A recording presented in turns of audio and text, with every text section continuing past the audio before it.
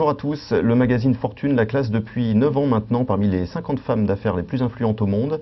Après des études d'informatique, elle a passé 26 ans au sein du groupe IBM, qu'elle a quitté en 2007 après avoir dirigé la filiale française. Elle a ensuite passé 5 ans à la tête de Manpower France et depuis cette année, elle a rejoint le groupe Pierre et Vacances Center Park dont elle est directrice générale. Bonjour Françoise Gris. Bonjour. Comment se sont passées les vacances d'été pour Pierre et Vacances? Eh bien, écoutez, de façon contrastée entre le mois d'août et le mois de juin-juillet, un début de saison difficile, une météo qui n'a pas aidé, un mois de juin totalement atone. Oui. Et effectivement des départs qui se sont déclenchés de façon tardive sur le mois d'août et finalement un bon mois d'août qui compense en partie les résultats ce que l'on a vu en juin-juillet. Alors si la saison n'est pas finie, le mois de septembre s'annonce bien. S'il continue sur cette tendance en matière de météo, peut effectivement aider. Sur cette saison. Il est sans doute trop tôt pour se projeter sur la saison hivernale, mais est-ce que vous percevez, comme certains professionnels, quelques signes de reprise dans votre secteur ? Je ne serais pas aussi catégorique. Je crois qu'il y a des choses positives, et en particulier un certain nombre de clientèles étrangères qui sont très importantes pour la saison d'hiver, et en particulier les Anglais, les Russes, qui effectivement sont revenus en France cette année, et dont on espère qu'ils vont continuer à revenir et à revenir plus nombreux. Oui, donc, c'est une tendance de fond, ça, hein, les Anglais, les Russes. C'est une tendance qui s'est déclenchée l'hiver dernier, oui.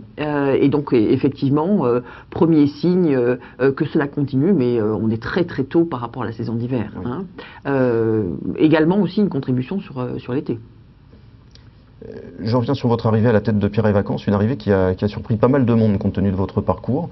Quand on a fait l'essentiel de sa carrière comme vous dans des grands groupes internationaux, est-ce qu'il est facile de se fondre dans un groupe si franco-français et qui plus est toujours présidé par son fondateur ?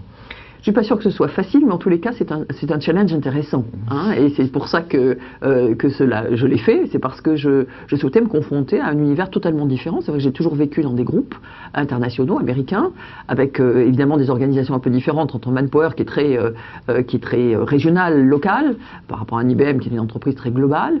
Mais je trouvais que c'était intéressant de s'associer à un fondateur et de participer au redressement, à la transformation d'une entreprise. Oui, parce qu'il faut le préciser, le contexte dans lequel vous êtes arrivé n'était pas le plus favorable, puisque Pierre et Vacances a subi l'an dernier les premières pertes de son histoire. Ouais. Et à peine arrivé, vous avez dû annoncer un plan social, un plan de redressement. Il avait été annoncé auparavant, mais oui, il y avait effectivement, en partie, il fallait effectivement réduire nos dépenses, oui. Ce plan de redressement, l'objectif, c'est évidemment de renouer avec la rentabilité. À quelle échéance ? Alors nous avons tout un plan, et il a été annoncé au mois de mai, qui consiste effectivement à renouer avec la rentabilité, et à reconstruire la rentabilité du groupe sur le moyen terme, et on a expliqué nos leviers. C'est vraiment d'abord de travailler sur la relation client, sur la perception de nos marques. Nous avons de très belles marques, il faut qu'elles pèsent dans la décision des Français quand ils partent en vacances, et des Européens. Qu'elles soient mieux connues à l'international. Qu'elles soient mieux, bien évidemment, qu'elles se développent à l'international.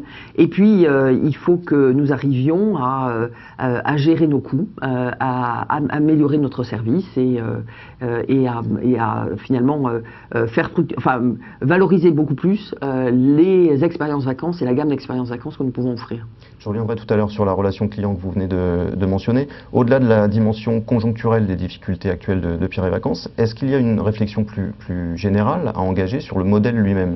En clair, est-ce que le modèle des résidences de tourisme, qui a eu beaucoup de succès dans les années 70-80, doit être repensé? Est-ce que ça correspond encore aux attentes des clients aujourd'hui? Il n'est pas du tout, il est tout à fait contemporain. Hein. Ce qui est important aujourd'hui, c'est de réfléchir à quels sont les services qui s'ajoutent aux résidences de tourisme ou aux village clubs, ou comment le consommateur, le client, le vacancier, qui n'est d'ailleurs plus un vacancier qu'un vacancier voyageur, va consommer ses vacances, les bâtir lui-même, et comment retravailler la gamme de nos services et de nos hébergements pour répondre à cette attente. Mais les fondamentaux sont toujours pérennes. Ça suppose de bâtir une relation étroite, de bâtir des séjours à la carte en quelque sorte avec le client en fonction de ses besoins, de ses attentes. Lui donner les moyens de bâtir son séjour à lui-même, parce que le consommateur, il est créateur, et il va aujourd'hui, il a capacité à créer son propre séjour, sa propre expérience vacances. Il a des attentes particulières à l'intérieur d'une famille, à l'intérieur d'un groupe. Les attentes sont différentes,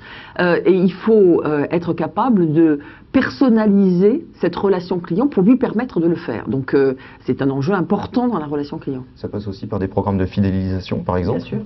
bien sûr. Qui n'existe pas aujourd'hui chez Pierre et Vacances? Qui n'existe plus aujourd'hui, mais qu'il faut réinventer, parce que les programmes de fidélisation, je dirais, qui consistent simplement à dire vous avez un compte de points n'est plus ce que cherchent les clients. Les clients cherchent à être reconnus, à avoir des choses, des avantages qui sont spécifiques et qui correspondent à leur profil. Donc nous travaillons évidemment sur ce sujet-là. Un des gros enjeux pour le secteur, c'est la montée en puissance des grandes centrales de réservation sur Internet. Vous y êtes évidemment confronté. Comment bâtir une relation plus équilibrée avec ces acteurs qui contribuent à casser les prix des séjours? Alors, il contribue à casser les prix, bien sûr. Il contribue néanmoins aussi à ouvrir un certain nombre de marchés. Et par exemple, quand vous avez des enjeux à l'international, c'est une façon aussi d'attirer un certain nombre de clients qui ne seraient pas venus directement sur vos marques. Je pense qu'il y a des enjeux différents. La première, c'est, je reviens sur la relation client parce que c'est comme ça on peut équilibrer ces différents rôles. Si vous avez une relation qui a du sens avec votre client, que vous bâtissez tout au long de l'expérience et de son parcours client, un client aujourd'hui, et c'est un des changements, va visiter 38 sites web avant de prendre une décision vacances et de réserver. Donc bien sûr, là-dedans il y a des intermédiaires, mais il y a aussi des offreurs et vous avez votre place là-dedans. Donc il faut bâtir une relation client qui va lui apporter plus de valeur, qui va valoriser votre brand et qui va l'amener à venir de façon privilégiée ou en tous les cas équilibrée réserver sur vos sites. Merci beaucoup Françoise Gris. Merci à vous. Bonne journée, à bientôt.